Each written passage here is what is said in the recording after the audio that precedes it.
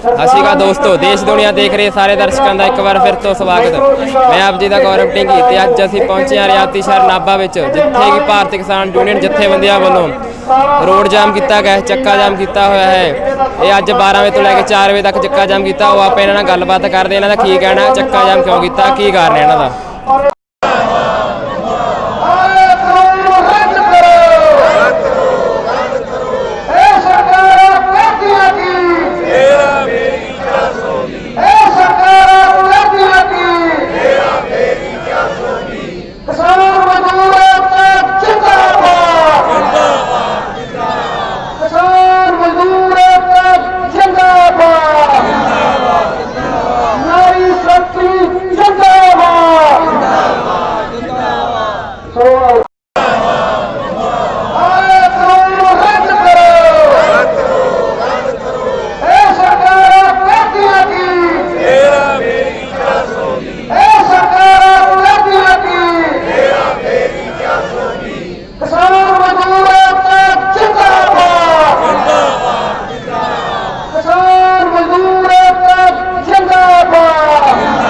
Sir, ਕਿਸਾਨਾਂ ਵੱਲੋਂ ਅੱਜ ਚੱਕਾ ਜਾਮ ਕੀਤਾ ਗਿਆ ਪੂਰੇ ਪੰਜਾਬ ਵਿਸ਼ੇ ਵਿੱਚ, ਤੁਸੀਂ ਵੀ ਇੱਥੇ ਪਹੁੰਚੇ ਹੋ, ਕੀ ਕਹੋਗੇ? ਅੱਜ ਪੂਰੇ ਪੰਜਾਬ ਦੇ ਵਿੱਚ 12 ਵਜੇ ਤੋਂ ਲੈ ਕੇ 4 ਵਜੇ ਤੱਕ ਚੱਕਾ ਜਾਮ ਕੀਤਾ। ਇਸ ਵਕਤ 3:15 ਹੋ ਗਏ ਜੀ, ਪੌਣਾ ਘੰਟਾ ਹੋ ਰਿਹਾ ਹੈ ਬੰਦ। ਔਰ ਇਹ ਪੂਰੀਆਂ ਜਥੇਬੰਦੀਆਂ ਜਿਹੜੀਆਂ ਪੰਜਾਬ ਦੀਆਂ ਨੇ ਉਹਨਾਂ ਵੱਲੋਂ ਕੀਤਾ ਗਿਆ।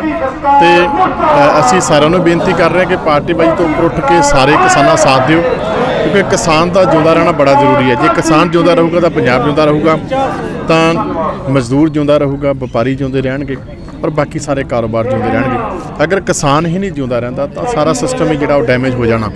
ਸੋ ਅੱਜ ਇਹ ਬੰਦ ਜਿਹੜਾ ਕੀਤਾ ਗਿਆ, ਔਰ ਅਸੀਂ ਸਾਰਿਆਂ ਨੂੰ ਬੇਨਤੀ ਕੀਤੀ ਸੀਗੀ ਕਿ ਪਾਰਟੀ ਬਾਜੀ ਤੋਂ ਉੱਪਰ ਉੱਠ ਕੇ ਬਿਨਾਂ ਕਿਸਾਨ ਦਾ ਝੰਡਾ ਹੱਥ 'ਚ ਫੜ ਕੇ ਤੁਸੀਂ ਧਰਨੇ ਦੇ ਵਿੱਚ ਬੈਠੋ। ਔਰ ਅਸੀਂ ਬੈਠੇ ਹਾਂ ਤੇ ਮੈਨੂੰ ਉਮੀਦ ਹੈ ਕਿ ਸੈਂਟਰ ਸਰਕਾਰ ਤੱਕ ਇਹਦੀ ਆਵਾਜ਼ ਜਿਹੜੀ ਹੈ ਪਹੁੰਚ ਰਹੀ ਹੈ। ਔਰ ਉਮੀਦ ਕਰਦੇ ਹਾਂ ਕਿ ਮੋਦੀ ਸਾਹਿਬ ਜਲਦੀ ਕੋਈ ਨਾ ਕੋਈ ਫੈਸਲਾ ਲੈਣਗੇ ਔਰ ਕਿਸਾਨਾਂ ਦੇ ਹੱਕ 'ਚ ਲੈਣਗੇ। ਪੀਐਮ ਮੋਦੀ ਵੱਲੋਂ ਵਾਰ-ਵਾਰ ਕਿਹਾ ਯਾਰ ਮੈਂ ਕਾਨੂੰਨ ਵਾਪਸ ਨਹੀਂ ਲਵਾਂਗਾ, ਵੀ ਇਹ ਕਿਸਾਨਾਂ ਦੇ ਹਿੱਤਾਂ ਲਈ ਬਿੱਲ ਨੇ। ਕੋਈ ਗੱਲ ਨਹੀਂ, ਵੋਟਾਂ ਇਹ ਕਿਹੜਾ ਕੋਈ ਕੁੰਭ ਦਾ ਮੇਲਾ ਜਿਹੜਾ 12 ਸਾਲ ਬਾਅਦ ਆਉਣਾ। 5 ਸਾਲ ਬਾਅਦ ਵੋਟਾਂ ਆ ਗਈਆਂ, ਲੋ ਮੋਦੀ ਦੇ ਜੜ੍ਹਾਂ ਪੱਟ ਦਿਆਂਗੇ ਜੀ, ਠੀਕ ਹੈ ਜੀ। ਮੋਦੀ ਦਾ ਨਾਮੋ ਨਿਸ਼ਾਨ ਹੀ ਖਤਮ ਹੋ ਜਾਣਾ। ਅਗਰ ਕਿਸਾਨਾਂ ਦੀ ਗੱਲ ਮੋਦੀ ਨਹੀਂ ਸੁਣਦਾ ਤਾਂ ਫਿਰ ਮੁਲਕ ਵੀ ਨਹੀਂ ਸੁਣੇਗਾ ਜੀ, ਕਿਉਂਕਿ ਪੰਜਾਬ ਦਾ ਕਿਸਾਨ ਜਿਹੜਾ ਪੂਰੇ ਮੁਲਕ ਦਾ ਢਿੱਡ ਭਰਦਾ, ਪੂਰੇ ਮੁਲਕ ਦਾ ਢਿੱਡ ਭਰਦਾ। ਔਰ ਪੂਰੇ ਮੁਲਕ ਦਾ ਢਿੱਡ ਭਰਨ ਵਾਲਾ ਅਗਰ ਅੱਜ ਆਪ ਭੁੱਖੇ ਭਾਣੇ ਸੜਕਾਂ 'ਤੇ ਬੈਠਾ ਧਰਨੇ ਦੇ ਰਿਹਾ ਤਾਂ ਇਹ ਬਹੁਤ ਵੱਡਾ ਸਵਾਲ ਹੈ। ਔਰ ਮੋਦੀ ਸਾਹਿਬ ਨੂੰ ਵਿਚਾਰ ਕਰਨੀ ਚਾਹੀਦੀ ਹੈ। ਔਰ ਜਿਹਨੇ ਵੀ ਅੱਜ ਤੱਕ ਪੰਜਾਬ ਦੀ ਜ਼ਰਖੇਜ਼ ਮਿੱਟੀ ਦੇ ਨਾਲ ਕੋਈ ਦਗਾ ਕਰਨ ਦੀ ਕੋਸ਼ਿਸ਼ ਕੀਤੀ ਹੈ, ਪਰਮਾਤਮਾ ਨੇ ਉਹਨੂੰ ਕਦੇ ਮਾਫ ਨਹੀਂ ਕਰਿਆ ਜੀ। ਪੰਜਾਬ ਸਰਕਾਰ ਵੱਲੋਂ ਬਿੱਲ ਪਾਸ ਕੀਤੇ ਗਏ ਤੇ ਕੇਜਰੀਵਾਲ ਸਾਹਿਬ ਵੱਲੋਂ ਕਿਉਂ ਨਹੀਂ ਕੀਤੇ ਗਏ? ਦੇਖੋ, ਦਿੱਲੀ ਦੇ ਵਿੱਚ ਕਿਸਾਨੀ ਜਿਹੜੀ ਹੈ ਬਹੁਤ ਥੋੜ੍ਹੀ ਹੈ ਜੀ। ਪਰ ਮੈਂ ਇੱਕ ਸਵਾਲ ਕਰਨਾ ਚਾਹੁੰਦਾ ਕੈਪਟਨ ਅਮਰਿੰਦਰ ਸਿੰਘ ਨੂੰ। ਕੈਪਟਨ ਅਮਰਿੰਦਰ ਸਿੰਘ ਇੱਕ ਫੁੱਲੀ ਸਟੇਟ ਜਿਹੜੀ ਕਿ ਖੇਤੀ ਪ੍ਰਧਾਨ ਸਟੇਟ ਆ, ਉਹਦੇ ਮੁੱਖ ਮੰਤਰੀ ਨੇ। ਔਰ ਦਿੱਲੀ ਦੇ ਵਿੱਚ ਬਹੁਤ ਥੋੜ੍ਹੀ ਖੇਤੀ ਹੈ। ਕੇਜਰੀਵਾਲ ਨੇ ਸਵਾਮੀਨਾਥਨ ਰਿਪੋਰਟ ਲਾਗੂ ਕਰਿਆ ਨੂੰ ਅੱਜ 4-5 ਸਾਲ ਹੋ ਗਏ ਆ ਜੀ। ਕਿੰਨੀਆਂ ਫਸਲਾਂ ਜਿਹੜੀਆਂ ਉਹ ਸਵਾਮੀਨਾਥਨ ਰਿਪੋਰਟ ਦੇ ਮੁਤਾਬਕ ਕੇਜਰੀਵਾਲ ਸਰਕਾਰ ਚੱਕਦੀ ਆ, ਤੇ ਇਹ ਕਿਉਂ ਨਹੀਂ ਲਾਗੂ ਕਰਦੇ ਜੀ ਕੈਪਟਨ ਸਾਹਿਬ? ਇਹਨਾਂ ਨੂੰ ਕਰਨੀ ਚਾਹੀਦੀ ਹੈ। ਔਰ ਉਹ ਮੁੱਖ ਮੰਤਰੀ ਨੇ, ਅਸੀਂ ਆਪੋਜੀਸ਼ਨ ਦੇ ਵਿੱਚ, ਆਮ ਆਦਮੀ ਪਾਰਟੀ ਆਪੋਜੀਸ਼ਨ ਦੇ ਵਿੱਚ, ਸਾਡਾ ਕੰਮ ਆ ਧਰਨੇ ਦੇਣਾ, ਸਾਡਾ ਕੰਮ ਆ ਸਰਕਾਰਾਂ ਸੁਚੇਤ ਕਰਨਾ। ਅਸੀਂ ਕਰ ਰਹੇ ਹਾਂ, ਅਸੀਂ ਦਿੱਲੀ 'ਚ ਧਰਨਾ ਦਿੱਤਾ ਜੰਤਰ ਮੰਤਰ ਤੇ। ਸਾਨੂੰ ਦੇਖ ਕੇ ਕੱਲ ਕੈਪਟਨ ਸਾਹਿਬ ਵੀ ਦਿੱਲੀ ਪਹੁੰਚ ਗਏ, ਠੀਕ ਹੈ ਜੀ। ਕੈਪਟਨ ਸਾਹਿਬ ਮੁੱਖ ਮੰਤਰੀ ਨੇ, ਕੈਪਟਨ ਸਾਹਿਬ ਵਿਰੋਧੀ ਧਿਰ ਦੇ ਵਿੱਚ ਨਹੀਂ। ਕੈਪਟਨ ਸਾਹਿਬ ਉਹਨਾਂ ਕੋਲ ਰਾਈਟ ਹੈ ਇਹ ਕਿ ਉਹ ਰਾਈਟ ਵੇ ਵਿਧਾਨ ਸਭਾ ਬੁਲਾ ਕੇ, ਠੀਕ ਹੈ ਜੀ, ਔਰ ਉਹ MSP ਦਾ ਰੇਟ ਮੁਕਰਰ ਕਰਕੇ ਕਿ ਮੈਂ ਦਊਂਗਾ MSP, ਅਗਰ ਸੈਂਟਰ ਗਵਰਨਮੈਂਟ ਨਹੀਂ ਦਿੰਦੀ ਤਾਂ ਪੰਜਾਬ ਸਰਕਾਰ ਦਊਗੀ। ਸਵਾਮੀਨਾਥਨ ਰਿਪੋਰਟ ਦੇ ਬਰਾਬਰ ਦਾ ਰੇਟ ਲਾਗੂ ਕਰਨ। MSP ਤਾਂ ਬਹੁਤ ਥੋੜ੍ਹੀ ਹੈ ਜੀ। ਦਿੱਲੀ ਦੇ ਵਿੱਚ ਅਰਵਿੰਦ ਕੇਜਰੀਵਾਲ ਸਵਾਮੀਨਾਥਨ ਰਿਪੋਰਟ ਦੇ ਬਰਾਬਰ ਦਾ ਰੇਟ ਸਿੱਧਾ 1000 ਰੁਪਏ ਵੱਧ ਦੇ ਰਿਹਾ ਜੀ ਝੋਨੇ ਤੇ ਕਣਕ ਦਾ। ਪੰਜਾਬ 'ਚ ਕਿਉਂ ਨਹੀਂ ਦਿੱਤਾ ਜਾ ਸਕਦਾ ਜੀ? ਇਹ ਦਿੱਤਾ ਜਾ ਸਕਦਾ, ਪਰ ਇਹ ਕਰਨਾ ਨਹੀਂ ਚਾਹੁੰਦੇ। ਹਰਮਨ ਜੀ, ਅੱਜ ਤੁਸੀਂ ਧਰਨੇ ਵਿੱਚ ਪਹੁੰਚੋ, ਕਿਸਾਨਾਂ ਦੇ ਨਾਲ ਖੜੇ ਹੋ, ਕੀ ਕਹਿਣਾ ਤੁਹਾਡਾ? ਬਿਲਕੁਲ ਜੀ, ਅੱਜ ਸਮੁੱਚਾ ਕਿਸਾਨੀ ਨਾਲ ਜੁੜੇ ਹੋਏ ਲੋਕ ਜਿਹੜੇ ਸੈਂਟਰ ਨੇ ਕਾਨੂੰਨ ਪਾਸ ਕੀਤੇ ਨੇ ਉਹਦੇ ਵਿਰੁੱਧ ਵਿੱਚ ਤੇ ਪੰਜਾਬ ਉਹਦੇ ਰੋਸ ਵਿੱਚ ਹਿੰਦੁਸਤਾਨ ਬੰਦ ਦੇ ਸੱਦੇ ਨੂੰ ਸਫਲ ਬਣਾਉਣ ਲਈ ਸੜਕਾਂ ਤੇ ਉਤਰੇ ਹੋਏ ਨੇ। ਸਾਡਾ ਵੀ ਇੱਕ ਪੰਜਾਬ ਦੀ ਮਿੱਟੀ ਨਾਲ ਜੁੜੇ ਹੋਏ ਲੋਕ ਆ, ਕਲਾਕਾਰ ਅਸੀਂ ਬਾਅਦ 'ਚ। ਸਭ ਤੋਂ ਪਹਿਲਾਂ ਅਸੀਂ ਪੰਜਾਬੀਆਂ, ਜੇ ਪੰਜਾਬ ਦੇ ਲੋਕਾਂ ਤੇ ਕਿਸੇ ਤਰ੍ਹਾਂ ਦਾ ਆਂਚ ਪਹੁੰਚਦਾ ਤਾਂ ਸਾਨੂੰ ਸਭ ਤੋਂ ਪਹਿਲਾਂ ਅਸੀਂ ਵੀ ਉਹਦੇ ਵਿੱਚ ਸ਼ਾਮਲ ਹੁੰਦੇ ਹਾਂ। ਸੋ ਉਸ ਉਹਨਾਂ ਬਿੱਲਾਂ ਦੇ ਵਿਰੋਧ ਦੇ ਵਿੱਚ ਰੋਟੀ ਪੁਲ ਤੇ ਅੱਜ ਜਿਹੜਾ ਧਰਨਾ ਤਾਂ ਉਹਦੇ ਵਿੱਚ ਸ਼ਾਮਲ ਹੋਇਆ ਮੈਂ। ਕੀ ਕਰ ਪਹਿਲਾਂ ਧਰਨੇ ਵਿੱਚ ਜ਼ਿਆਦਾਤਰ ਦਿਖਾਈ ਦਿੰਦੇ ਸੀ, ਪਰ ਅੱਜ ਕੱਲ੍ਹ ਘੱਟ ਦਿਖਾਈ ਦੇ ਰਹੇ ਨੇ, ਕੀ ਹੋ ਗਿਆ? ਨਹੀਂ, ਬਿਲਕੁਲ ਕਲਾਕਾਰ ਅਸੀਂ ਲੀਡਰ ਬਣ ਕੇ ਨਹੀਂ ਇਹ ਧਰਨਿਆਂ 'ਚ ਆਏ, ਅਸੀਂ ਆਮ ਲੋਕਾਂ ਦੀ ਤਰ੍ਹਾਂ ਧਰਨਿਆਂ 'ਚ ਆਏ ਹਾਂ ਨਾ। ਅਸੀਂ ਇਹ ਧਰਨਿਆਂ ਨੂੰ ਲੀਡ ਕਰ ਰਹੇ ਹਾਂ। ਸੋ ਇਸ ਕਰਕੇ ਕਲਾਕਾਰ ਅਸੀਂ ਜਦੋਂ ਇਹ ਸ਼ੁਰੂਆਤ ਹੋਈ ਹੈ ਤਾਂ ਉਦੋਂ ਤੋਂ ਲੈ ਕੇ ਹੁਣ ਤੱਕ ਸਾਰੇ ਕਲਾਕਾਰ ਮੇਰੇ ਖਿਆਲ ਦੇ ਵਿੱਚ ਨਾਲ ਆ। ਕੀ ਕਹੋਗੇ ਜਿਹੜੇ ਕਾਲੇ ਕਾਨੂੰਨ ਪਾਸ ਕੀਤੇ ਗਏ ਨੇ ਵੀ ਇਹ ਕਿਸਾਨਾਂ ਦੇ ਹਿੱਤਾਂ ਲਈ ਨੇ ਕਿ ਵਿਰੋਧੀ ਨੇ, ਕੀ ਕਹੋਗੇ? ਦੇਖੋ ਜੀ, ਆਪਣੇ ਆਪ ਨੂੰ ਜਵਾਬ ਦੇਣ ਜੋਗੇ ਜੇ ਇਹ ਕਿਸਾਨਾਂ ਦੇ ਹਿੱਤਾਂ 'ਚ ਨੇ ਤਾਂ ਇਹ ਸੈਂਟਰ ਦੀ ਸਰਕਾਰ ਫਿਰ ਕਿਸਾਨਾਂ ਨੂੰ ਬੁਲਾ ਕੇ ਉਹ ਸਮਝਾਉਂਦੀ ਕਿਉਂ ਨਹੀਂ? ਉਹ ਡਰਦੇ ਕਿਉਂ ਨੇ? ਕਿ ਲੋਕ ਕਹਿੰਦੇ ਬੇਵਕੂਫ ਨਹੀਂ ਕਿ ਜਿੰਨਾ ਤੁਸੀਂ ਬਣਾਈ ਜਾਓ ਤਾਂ ਬਣੀ ਜਾਣਗੇ। ਲੋਕ ਪੰਜਾਬ ਦੇ ਪੜ੍ਹੇ ਲਿਖੇ ਨੇ, ਜਿੰਨੇ ਵੀ ਜਥੇਬੰਦੀਆਂ ਦੇ ਆਗੂ ਨੇ, ਬਹੁਤ ਐਜੂਕੇਟਡ ਨੇ, ਉਹਨਾਂ ਨੂੰ ਸਾਰਾ ਪਤਾ ਕਿ ਇਹ ਸਭ ਤੋਂ ਪਹਿਲਾਂ ਵੱਧ ਪੈਸਾ ਦੇ ਕੇ ਹੌਲੀ ਹੌਲੀ ਹੌਲੀ ਹੌਲੀ ਮਿੱਠੇ ਜ਼ਹਿਰ ਦੀ ਤਰ੍ਹਾਂ ਇਹ ਜ਼ਮੀਨਾਂ ਤੇ ਕਬਜ਼ਾ ਕਰਨ ਦੀਆਂ ਕੋਸ਼ਿਸ਼ਾਂ ਨੇ ਸੈਂਟਰ ਸਰਕਾਰ ਦੀਆਂ। ਵੱਡੇ ਘਰਾਣਿਆਂ ਨੂੰ ਇਹਨਾਂ ਤੇ ਜਿਹੜਾ ਹਾਵੀ ਕਰਨ ਦੀਆਂ ਇਹ ਕੋਸ਼ਿਸ਼ਾਂ ਨੇ। ਸਰ, ਜਿਹੜਾ ਅੱਜ ਪੰਜਾਬ ਭਰ ਵਿੱਚ ਕਿਸਾਨਾਂ ਵੱਲੋਂ ਚੱਕਾ ਜਾਮ ਕੀਤਾ ਗਿਆ, ਇਹਦੇ ਬਾਰੇ ਤੁਹਾਡਾ ਕੀ ਕਹਿਣਾ? ਇਹ ਇਸ ਕਰਕੇ ਕੀਤਾ ਗਿਆ ਕਿ ਜਿਹੜੇ ਮੋਦੀ ਸਰਕਾਰ ਨੇ 3 ਕਾਨੂੰਨ ਕਿਸਾਨਾਂ ਦੇ ਸੰਬੰਧ 'ਚ, 2 ਤਾਂ ਮੇਨਲੀ ਕਿਸਾਨਾਂ ਨਾਲ ਜ਼ਿਆਦਾ ਤਾਲੁਕ ਰੱਖਦੇ ਨੇ, ਤੀਸਰਾ ਕਾਨੂੰਨ ਪੂਰੇ ਸਮਾਜ ਨਾਲ ਤਾਲੁਕ ਰੱਖਦਾ, ਜਿਹਦੇ 'ਚ ਇਹਨਾਂ ਨੇ ਜ਼ਰੂਰੀ ਵਸਤਾਂ ਦਾ ਭੰਡਾਰਨ ਕਰਨ ਦੀ ਪੂਰੀ ਕਾਰਪੋਰੇਟ ਕੰਪਨੀ ਨੂੰ ਜਾਂ ਕਿਸੇ ਵੱਡੇ ਗਰੁੱਪ ਨੂੰ ਖੁੱਲ੍ਹ ਦੇਤੀ। ਇਹ 3 ਕਾਨੂੰਨ ਨੇ ਜਿਹੜੇ ਇਹ ਆਉਣ ਵਾਲੇ ਦਿਨਾਂ 'ਚ ਸਾਡੇ ਸਮਾਜ ਤੇ ਸਾਡੀ ਖੇਤੀ ਤੇ ਬਹੁਤ ਬੁਰਾ ਅਸਰ ਪਾਉਣਗੇ ਔਰ ਇਹ ਸਾਡੀ ਖੇਤੀ ਨੂੰ ਪੂਰਾ ਬਾਜ਼ਾਰਵਾਦ ਦੇ ਹਵਾਲੇ ਕਰ ਦੇਣਗੇ। ਮੋਦੀ ਸਰਕਾਰ ਦਾ ਕਹਿਣਾ ਵੀ ਇਹ ਕਿਸਾਨਾਂ ਦੇ ਹਿੱਤਾਂ ਲਈ ਬਿੱਲ ਨੇ, ਵੀ ਕਿਸਾਨਾਂ ਦੇ ਵਿਰੋਧੀ ਬਿੱਲ ਨੇ, ਕੀ ਕਹੋਗੇ? ਕੋਈ ਵੀ ਸਰਕਾਰ ਜਦੋਂ ਕੋਈ ਕੰਮ ਕਰਦੀ ਆ ਪਹਿਲਾਂ ਉਹਦਾ ਹਿਊਮਨ ਫੇਸ ਬਣਾਉਂਦੀ ਆ, ਉਹਦਾ ਇੱਕ ਮਨੁੱਖੀ ਚਿਹਰਾ ਬਣਾਉਂਦੀ ਆ। ਜੇ ਅਗਰ ਉਹਦਾ ਮਨੁੱਖੀ ਚਿਹਰਾ ਨਹੀਂ ਬਣਾਉਂਦੀ ਫਿਰ ਤਾਂ ਉਹ ਗੱਲ ਲੋਟ ਹੀ ਨਹੀਂ ਆਉਂਦੀ। ਜਿਵੇਂ ਜਦੋਂ ਹਰੇ ਇਨਕਲਾਬ ਦਾ ਉਹਨਾਂ ਨੇ ਸਲੋਗਨ ਸਾਡੇ ਦਿੱਤਾ ਪੰਜਾਬ ਦੇ ਵਿੱਚ ਜਾਂ ਹਿੰਦੁਸਤਾਨ ਦੇ ਵਿੱਚ, ਜਿਹੜੀ ਇਹ ਰਸਾਇਣਿਕ ਖੇਤੀ ਆਈ, ਜਿਹੜੀ DAP ਯੂਰੀਏ ਵਾਲੀ ਜਾਂ ਜਿਹਨੂੰ ਆਪਾਂ ਰੇਹਾਂ ਸਪਰੇਹਾਂ ਵਾਲੀ ਖੇਤੀ ਕਹਿੰਦੇ ਆ, ਇਹਨੂੰ ਕਹਿ ਕੇ ਤਾਂ ਉਹ ਇਹੀ ਲੈ ਕੇ ਆਏ ਨੇ ਕਿ ਹਿੰਦੁਸਤਾਨ ਦੇ ਵਿੱਚ ਭੁੱਖਮਰੀ ਸੀ, ਅਨਾਜ ਦੀ ਘਾਟ ਸੀ, ਜਿਹਦੇ ਕਰਕੇ ਸਾਨੂੰ PL 480 ਦੇ ਤਹਿਤ ਅਮਰੀਕਾ ਤੋਂ ਕਣਕ ਲੈਣੀ ਪੈਂਦੀ ਸੀ ਔਰ ਅਸੀਂ ਆਤਮ ਨਿਰਭਰ ਹੋਣ ਲਈ ਇਹ ਖੇਤੀ ਲੈ ਕੇ ਆਏ ਹਾਂ। ਪਰ ਜੇ ਅਸੀਂ ਇਸ ਖੇਤੀ ਦੀ ਹਿਸਟਰੀ ਦੇਖੀਏ, ਇਹ ਤਾਂ ਸਿਰਫ ਉਹਦਾ ਹਿਊਮਨ ਫੇਸ ਸੀ। ਰੀਅਲ ਦੇ ਵਿੱਚ ਇਹ ਸੀ ਕਿ ਸੈਕੰਡ ਵਰਲਡ ਵਾਰ ਤੋਂ ਬਾਅਦ ਜਿਹੜੀਆਂ ਐਮਿਸ਼ਨ ਬਣਾਉਣ ਵਾਲੀਆਂ ਕੰਪਨੀਆਂ ਸੀ, ਉਹਨਾਂ ਕੋਲ ਜੋ ਮਾਲ ਬਚ ਗਿਆ, ਉਹਨਾਂ ਦੀ ਅਸੈਸਮੈਂਟ ਨਹੀਂ ਸੀ ਕਿ ਦੂਸਰੀ ਸੰਸਾਰ ਜੰਗ ਇੰਨੀ ਜਲਦੀ ਖਤਮ ਹੋ ਜੂ, ਪਰ ਉਹ ਖਤਮ ਹੋ ਗਈ ਜਲਦੀ। ਉਹਨਾਂ ਕੋਲ ਐਮਿਸ਼ਨ ਬਚ ਗਿਆ ਔਰ ਉਸ ਐਮਿਸ਼ਨ ਦਾ ਉਹ ਕੀ ਕਰਨ, ਉਹਦੀ ਖਪਤ ਕਿੱਥੇ ਕਰਨ, ਇਹਦੇ ਲਈ ਰਾਕਫੇਲਰ ਫਾਊਂਡੇਸ਼ਨ ਔਰ ਫੋਰਡ ਫਾਊਂਡੇਸ਼ਨ ਨੇ ਇੱਕ ਖੇਤੀਬਾੜੀ ਦਾ ਡਿਜ਼ਾਈਨ ਤਿਆਰ ਕੀਤਾ, ਜਿਹਦੇ 'ਚ ਉਹ ਸਾਰਾ ਕੁਝ ਸੀ ਜਿਹੜਾ ਉਹ ਖੇਤੀ ਦੇ ਵਿੱਚ ਖਪਾਉਣ ਦੇ ਲਈ ਇਹਨਾਂ ਨੇ ਇੱਕ ਉਹ ਕੀਤਾ। ਜਿਵੇਂ ਪਿਛਲੇ ਦਿਨੀ ਤੁਸੀਂ ਇੱਕ ਘਟਨਾ ਦੇਖੀ ਹੋਊਗੀ, ਬੈਰੂਤ ਸ਼ਹਿਰ ਦੇ ਵਿੱਚ ਇੱਕ ਬਹੁਤ ਬੜਾ ਧਮਾਕਾ ਹੋਇਆ। ਉਹਦੇ 'ਚ ਬੈਰੂਤ ਸ਼ਹਿਰ ਦੀ ਇੱਕ ਵੀ ਸ਼ੀਸ਼ੇ ਵਾਲੀ ਤਾਕੀ, ਖਿੜਕੀ, ਈਵਨ ਗੱਡੀ, ਕਾਰ ਦਾ ਸ਼ੀਸ਼ਾ ਸਾਬਤ ਨਹੀਂ ਰਿਹਾ ਔਰ ਬਹੁਤ ਸਾਰੇ ਬੜੇ ਬੜੇ ਮਕਾਨ ਵੀ ਗਿਰੇ ਉਹਦੇ ਨਾਲ। ਉਹ ਕਿਉਂ ਗਿਰੇ? ਕਿਉਂਕਿ ਉਹਦੇ ਉੱਥੇ ਅਮੋਨੀਅਮ ਨਾਈਟ੍ਰੇਟ ਦਾ ਇੱਕ ਭੰਡਾਰ ਸੀ, ਜਿਹੜਾ ਉਹਨਾਂ ਨੇ 2 ਨੰਬਰ ਦੇ ਵਿੱਚ ਫੜ ਕੇ ਕਿਸੇ ਥਾਂ ਤੇ ਡੰਪ ਕਰ ਲਿਆ।